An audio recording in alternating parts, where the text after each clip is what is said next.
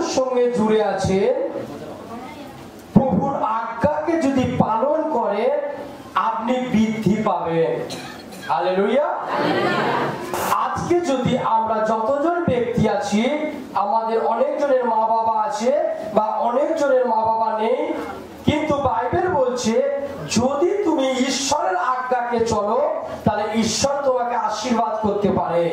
কিন্তু আজকে আমরা যদি বাবা মায়ের কথা যে সন্তানরা শোনে না, সেই সন্তানের লাইফস্টাইল বা তাদের জীবন একটু এলোমেলো। হালেলুয়া। কিন্তু যারা বাবা মায়ের বাধ্য হয় তাদের কথাবার্তা, তাদের চাল চলন একটু আলাদা ধরন হয়। আমেন। কিন্তু আমাদের বাবা মাকে যে বানিয়েছে, পৃথিবীকে আকাশকে যে বানিয়েছে, সেই ঈশ্বরের সেবা যদি আমরা করছি তাহলে আপনাকে মাথায় রাখতে হবে যে আমাদের ঘরে ঈশ্বর যে যে আজ্ঞাগুলো দিয়েছে সেগুলো পালন করতে হবে। আমেন। ঈশ্বরের রাজ্যে অনেক মানুষ আসবে, অনেক ফল ধরবে, সব ফলে যে শেষ পর্যন্ত বৃদ্ধি পাবে নাও হতে পারে। আমেন। অনেক জন ঈশ্বরের বাক্যকে, সত্য বাক্যকে অস্বীকার করবে। কেন? তারা জাগতিক সিস্টেমকে ছাড়তে পারবে না, লোকের কাছে বলবে আমি অপমানিত হচ্ছি। কিন্তু বাইবেল বলছে যদি ঈশ্বরের সামনে তুমি যদি আজ্ঞাশীল হও, যদি যত্ন সহকারে তার বাক্যকে পালন করো, ঈশ্বর বলছে তোমাকে সীমিত থেকে আমি তোমাকে বৃদ্ধি করতে পারি। হালেলুয়া। বলছে তোমরা অবশ্যই সমস্ত আজ্ঞাগুলোকে মেনে চলবে, সেগুলো আজ আমি তোমাদের দিলাম, কারণ তাহলে তোমরা বেঁচে থাকবে। বেঁচে থাকার জন্য ঈশ্বরকে দরকার আছে। বেঁচে থাকার জন্য ঈশ্বরকে দরকার আছে। বুঝতে পারছি? হালেলুয়া। বলছে আমি তো বেঁচে আছি, আবার বেঁচে থাকার জন্য। হালেলুয়া। তুমি বেঁচে তো আছো, তুমি প্রার্থনায় তো আসছো, তোমার লোক তো জানে তুমি খ্রিস্ট, কিন্তু তুমি একটা বন্ধনের মধ্যে আছো, তুমি একটা অভিশাপ জীবন কাটাচ্ছ। তুমি খ্রিস্ট, তুমি খ্রিস্ট, তুমি বাপ্তিস্মে, তুমি যিশুর কাছে আসো, কিন্তু তুমি অভিশাপ্ত জীবন কাটাচ্ছ। কেননা তোমার সাথে শুধু ঈশ্বর জড়ে নেই, অনেক রকম জাগতিক সম্প্রদায় বা জাগতিক সিস্টেম জড়িয়ে আছে বলে তুমি একটা অভিশপ্ত জীবনের মধ্যে বাঁধা আছো। আমেন। হালেলুয়া। বাক্য বুঝতে পারছি না? পাচ্ছি না? বাক্য বুঝতে পারছি? আমরা অনেকজন যিশুর কাছে আসি, কেউ বলছে আমি 1 বছর ধরে আছি, কেউ বলছে 2 বছর ধরে আছি, কেউ বলছে 5 বছর ধরে আছি, কিন্তু তাদের জীবন অভিশপ্ত। তাদের জীবন কেন অভিশপ্ত? কেননা তারা ঈশ্বরকে তো চিনেছে, কিন্তু ঈশ্বরের বিধিকে তারা পালন করে না, নিজেকে ঈশ্বরের সামনে বড় করে, যেটা ইচ্ছা সেটা করে, যেটা ঈশ্বর বারণ করেছে সেটা করে, তাই জন্য তাদের জীবনে অভিশাপ কাজ করছে। তারা খ্রিস্ট, গ্রামের লোক জানে, সব জানে, তারা যেরকম জানে খ্রিস্ট, আর সেরকম এটাও জানে এদের বাড়িতে রোজ ঝামেলা হয়, এদের বাড়িতে রোজ চিল্লাচিল্লি হয়, এরা মানে ফাইন্যান্সে জড়িয়ে আছে, এদের অভাব জড়িয়ে আছে, এদের এটা জড়িয়ে আছে, এটা জড়িয়ে আছে। হালেলুয়া। কেননা এই জন্য জড়িয়ে আছে, তারা জাগতিক সিস্টেমের মধ্যে জড়িয়ে আছে, তারা জাগতিক সিস্টেমের মধ্যে জড়িয়ে আছে, তাই জন্য। হালেলুয়া। জয় যিশু। বুঝতে পারছে কি বলছে? হালেলুয়া। বুঝতে পারছে? আমরা অনেকজন বলছি প্রভুর লোক, তারা আজকে কোথায়? তো হালেলুয়া। তোমরা নিয়মকে পালছো, মাসে 1 বার যাব, প্রভুষ্টা নেব আর নিজেদের মন মানি করব।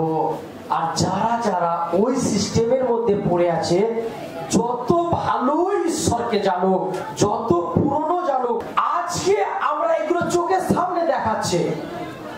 কেন বাক্য বলছে, কি বলছে? যদি তুমি ঈশ্বরের বাক্যকে পালন করো তবেই তুমি বেঁচে থাকবে। এবার বলছে আমি তো বেঁচে আছি। এ বাঁচা আর ঈশ্বরের সঙ্গে বাঁচার কথা আলাদা আছে।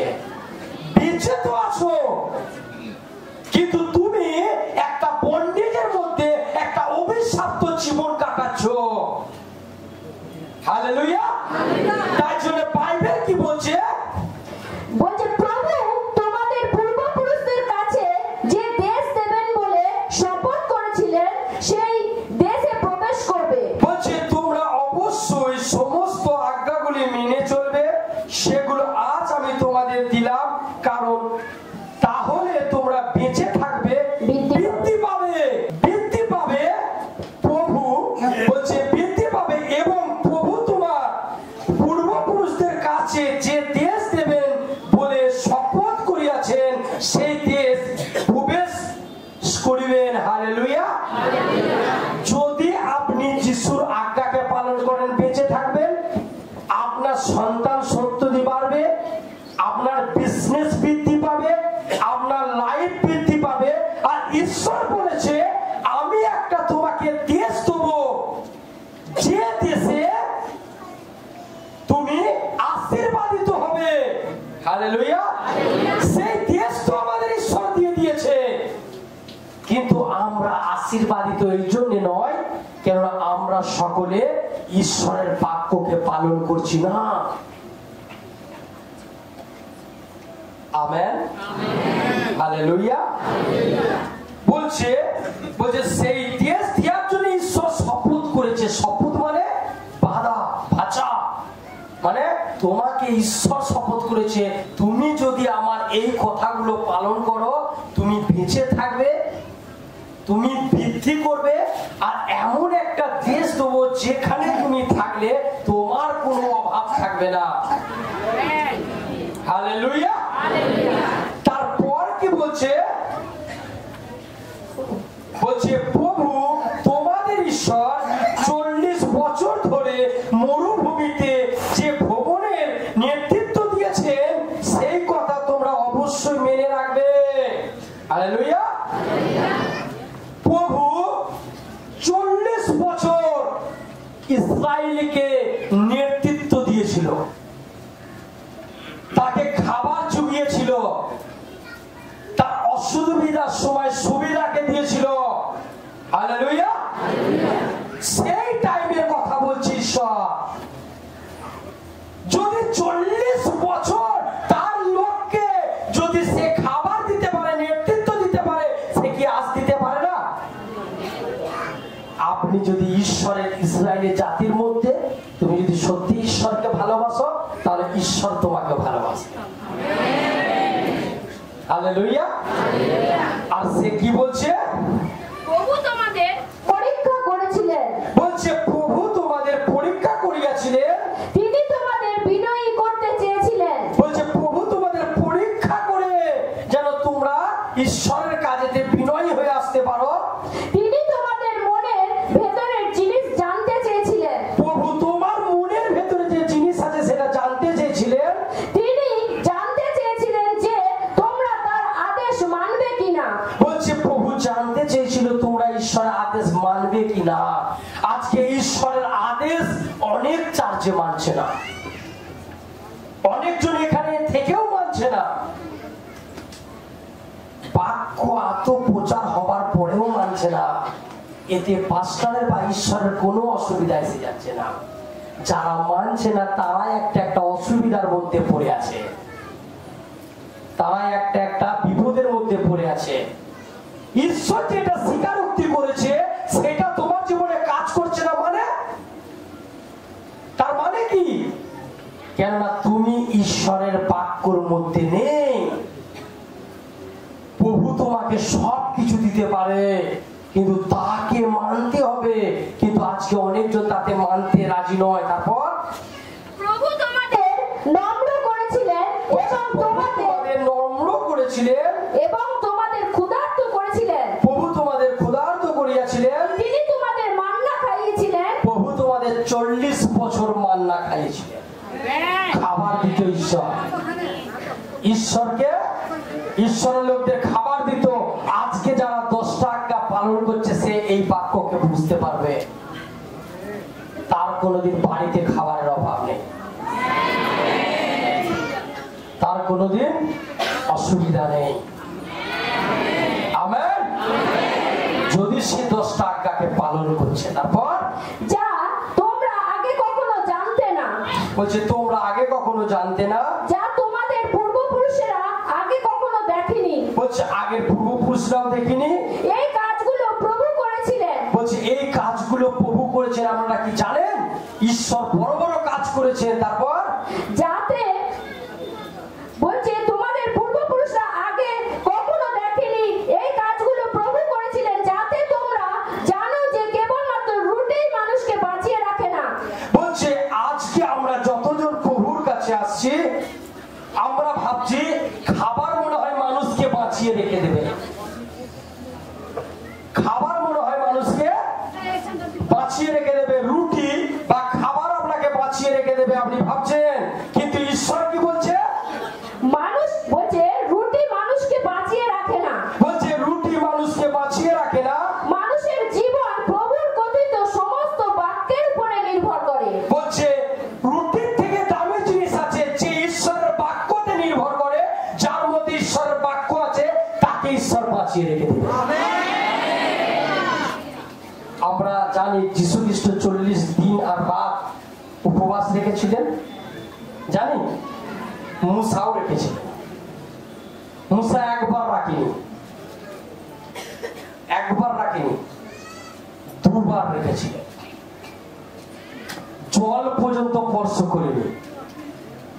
যখন তাকে 10টা আজ্ঞা দেওয়া হবে বলেছিল, সে পর্বতের উপরে 40 রাত আর 40 দিন কোনো কিছু না খেয়ে জল পর্যন্ত পান করেনি।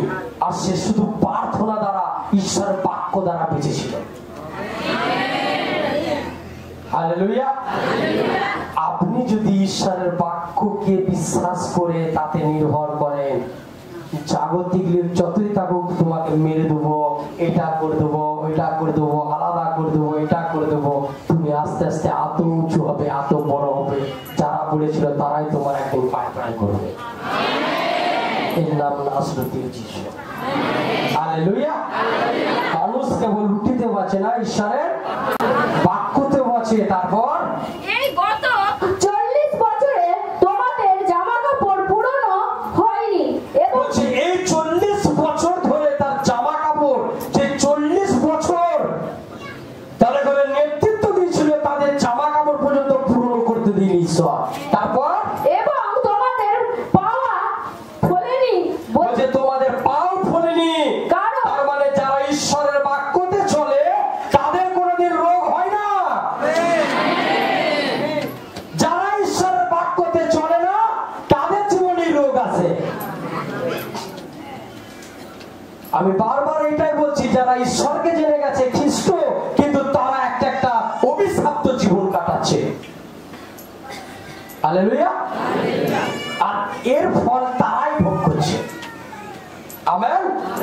তারপর কারণ প্রভু তোমাদের রক্ষা করেছিলেন। বলছে প্রভু তোমাদের রক্ষা করেছিলেন। তোমরা অবশ্যই মনে রাখবে, বলছে তোমরা অবশ্যই মনে রাখবে যে প্রভু তোমাদের ঈশ্বর। বলছে প্রভু তোমাদের ঈশ্বর তোমাদের শিক্ষা দিচ্ছিলেন, প্রভু তোমাদের শিক্ষা দিচ্ছিলেন, সংশোধন করেছিলেন। আর প্রভু তোমাদের এই জন্য শিক্ষা দেয় যেন তোমরা নিজেদের পাপ ছেড়ে সংশোধন হয়ে ঈশ্বরের সেবা করতে পারো। কিন্তু অনেকজন সংশোধন ছেড়ে দিয়ে বেশি করে নেশা, বেশি করে পাপ, বেশি করে প্রভুর কাছ থেকে সরে যাচ্ছে। তারপর বলছে তেমনি বলছে একজন পিতা তার পুত্রকে শিক্ষা দেয় এবং সংশোধন করে। বলছে তার পিতা তার ছেলেকে এই জন্য শিক্ষা দেয় যেন সে সংশোধন করতে পারে। তোমরা অবশ্যই প্রভু তোমাদের ঈশ্বরের আজ্ঞাগুলি মেনে চলো। বলছে আপনি যদি ঈশ্বরের দাস, তাহলে আপনাকে মাথায় রাখতে হবে ঈশ্বরের বাক্যকে মেনে চলতে হবে, তাকে অনুসরণ এবং শ্রদ্ধা করবে, তাকে অনুসরণ করতে হবে, শ্রদ্ধা করতে হবে। যদি আপনি যিশুতে এসেছেন আপনার প্রার্থনার মধ্যে ডিসিপ্লিন নেই। আজকে অনেক ব্যক্তি আছে প্রার্থনার সময় মাথা চুলকাচ্ছে, হাই তুলছে, একবার এদিকে তাকাচ্ছে, একবার ওদিকে তাকাচ্ছে, কেউ আছে ঘুমাচ্ছে, এখানে সে তারপরে বলছে আমি ভালো হচ্ছি না। সে কোনোদিন ভালো হবে না। তার মধ্যে ঈশ্বরের ভয় নেই, শ্রদ্ধা নেই। সে ভেবে রেখে দিয়েছে জাগতিক জায়গাতে যেরকম গেছি এইটাও মনে হয় সেরকম কিছু উঠেছে। নাসরতীয় যিশুর নামে যেটা হবার নয় সেটা হতে পারে যদি তোমাদের মধ্যে ঈশ্বরের বাক্য থাকে। যদি তোমাদের মধ্যে ঈশ্বরের বাক্য থাকে, যদি আজ্ঞা থাকে, যদি ভালোবাসা থাকে আর সততা থাকে। আপনি প্রার্থনায় বসেছেন, আপনি 14 বার আপনার কাজকে করে যাচ্ছেন, তাহলে আপনার মন স্থির নেই। অনেকজন আছে বাইবেল পড়ে ফোন থেকে, অনেকজন ব্যক্তি আছে। তোমার বিশ্বাস ওই ফোনের মতনই, ফোন এসে যাবে হ্যালো, ওরা আমি বিশ্বাস তোমার। যারা ফোন থেকে বাইবেল পড়ো না, ফোনের মতনই বিশ্বাস আছে। ফোনে পড়তে পড়তে কিছু একটা খারাপ ছবি এলো, সেটা ক্লিক করে দেখতে লেগে যায়। তোমার বিশ্বাসটা ওরাও আর তোমার আশীর্বাদটাও ওরা। আমেন। এ হচ্ছে বাইবেল, এ হচ্ছে গ্রন্থ, এ হচ্ছে শাস্ত্র, এর মধ্যে আশীর্বাদ আছে। হালেলুয়া। জয়শু। আজকে অনেক ব্যক্তির বিশ্বাস এরকম, আর তাদের জীবনে অভিশাপ কাজ করছে। তারা কিছুদিন জেগে আছে ঈশ্বরে, তারপরে আবার সেই নরক আর নরক আর নরক, তাদের জীবন শেষ হয়ে গেছে। হালেলুয়া। তাই জন্য আপনাদের মাথায় রাখতে হবে, যদি আপনি ঈশ্বরের বাক্যগুলো পালন করছেন, তারপর বলছে প্রভু তোমাদের ঈশ্বর তোমাদের এক উত্তম দেশে নিয়ে যেতে চলেছে। বলছে যদি তোমরা ঈশ্বরের বাক্যকে পালন করো, তাহলে ঈশ্বর তোমাকে একটা উত্তম দেশে নিয়ে যাবে, যে দেশে অনেক নদী এবং জল প্রবাহ আছে। বলছে অনেক জায়গায় নদী আছে, সেই দেশে কি আছে? জল প্রবাহ আছে। বলছে নদী আছে আর জল প্রবাহ আছে। আমাদের এখানে নদী আছে না নেই? তার মানে দেশ ঈশ্বর দিয়ে দিয়েছে। তারপর সেখানে উপত্যকা এবং পাহাড়গুলিতে ভূমির ভেতর থেকে জল বেরিয়ে এসে প্রবাহিত হয়। বলছে সেই পাহাড়ের ভেতর থেকে ঈশ্বর জল বার করে সে বয়ে বেড়াচ্ছে। তারপর সেই দেশে গম এবং বার্লি, দ্রাক্ষালতা, ডুমুর গাছ এবং ডালিম আছে। ভালো ভালো সেই ফল হবার জন্য ঈশ্বর আশীর্বাদ করেছে। সেই দেশেতে আমাদের এখানে অনেক ফল হয়। তারপর সেই দেশে জলপাই এবং তেল ও মধু আছে। এখানে জলপাই বা তেল বা মধুও পাওয়া যাচ্ছে। আমরা সেই দেশেতেই আছি, কিন্তু আশীর্বাদিত নয়। কেন? যে ঈশ্বর আমাদের করে যেটা দিয়েছে, সেই ঈশ্বরকে আমরা ফলো করছি না, তাহলে আমরা আশীর্বাদিত? আমরা আশীর্বাদিত নয়। হালেলুয়া। জয় যিশু। তারপর সেখানে তোমাদের খাদ্যের অভাব হবে না এবং বলছে প্রভুর বাক্য পালন করলে তোমার কোনোদিন খাদ্যের অভাব হবে না। তোমাদের প্রয়োজনীয় সমস্ত কিছুই তোমরা পাবে। বলছে সমস্ত কিছু প্রয়োজনীয় জিনিস ঈশ্বর তোমাকে দেবে। সেই দেশের পাথরগুলি লোহা, সেখানকার পাহাড় খুঁড়লে তোমরা তামা পাবে। বলছে পাহাড়গুলোকে তুমি খুঁড়লে তামা পাবে। তারপর তোমরা যা খেতে চাও তা পেয়ে তৃপ্ত হবে। বলছে যা কিছু পেতে চাও তাই পেয়ে তৃপ্ত হবে। সেই সুন্দর দেশটি তোমাদের দেবার জন্য তোমরা তোমাদের প্রভু ঈশ্বরের প্রশংসা করবে। যদি তুমি ঈশ্বরের প্রশংসা করছো, দেশ তো পেয়ে গেছো, আশীর্বাদ পাওয়ার জন্য রেডি থাকো। প্রার্থনা করি, বলবো প্রভু যিশু, আজকের বাক্য আমার জীবনে হাজার গুণ ফল নিয়ে আসো। প্রভু তুমি অভিষেক করো, এই বাক্য যেন আমাদের জীবনে ফলে যায়।